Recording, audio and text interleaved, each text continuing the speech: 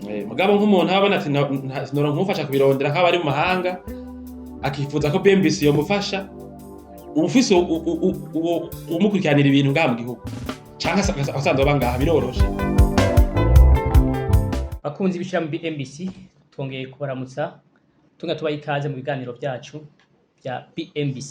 Hama nkuko mubibona turi kumwe kandi n'umuyobozi w'ishirahamwe BMBC. Hama tukaba dushaka kugira ngo atange umuco ku vyerekeye no mugambi mushasha wa BMBC, aho ishirahamwe ishobora kubakira umuntu inzu kw'ideni kw'itongo ryiwe abasanzwe afise rifise urupapuro ndangatongo byo twita titre de propriété.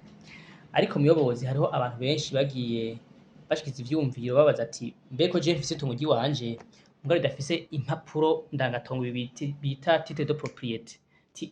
Jewe nimushobora kunyubakira ati mwomfasha gute? Ico kintu mubivuga kwiki? Mutanga umuco muco kintu kugira ngo abantu bashobore kumenya neza cyane abakiriya bacu.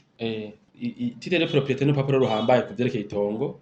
Nico gituma mama tudisaba muri no projet yo kubakira abantu matongo yabo. Ko twege muri BMBC ho muzi turafise natwe amatitre yacu.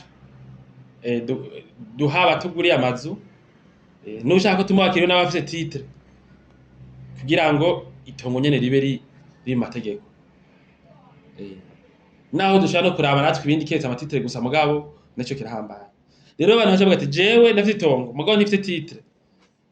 Tufate nk'abarose amatongo mahantu hari viabiliser ataraye imiryango voilà sanga bakorera ku ma contrat de location abo birabaca bavyumva. Rero abo bantu baca bagati none jewe mwumfasha iki? Nta kinini twofasha nta kinini twofasha mugabo nk'umuntu ababona ati noronka umufasha kubirondera nk'aba ari mu mahanga akifuza ko BMBC yomufasha ufise umukurikiranira ibintu ngaha mu gihugu canke asanzwe aba ngaha biroroshe iyo ari itongo vyoroshe nyene kuronka.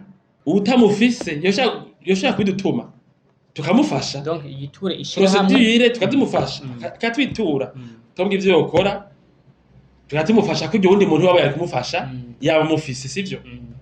Si birebire ukeneye titre de propriété akaba yumva akeneye umuntu agira yoshaka kwitura tukamufasha.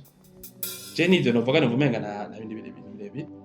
Yego kujya nyine umuntu procedure tukamukurikiranira ukumva hari ibintu bisaba ko umuntu ashika ko umuntu aza kuriha ibyangombwa akiriha amagitanse bamuha abakozi bacu bakabikora kirumvikana. Yego Nuko murakoze kubera yuko numva umenga ni ikintu dukwiye gukora igihe umuntu adafite dare condition zo gukora kugira ngo dushobore gushika naho tumwubakira inzu. Yego kuko urumva umuntu ntiyoca ba penalize ngo nuko yoba adafise iyo titre mu gihe abona yuko bashobora kubibatuma mukayimufasha kugira ngo nibindi bice bikurikira urumva ko ari ikintu ciza cyane gose. Yego cyane.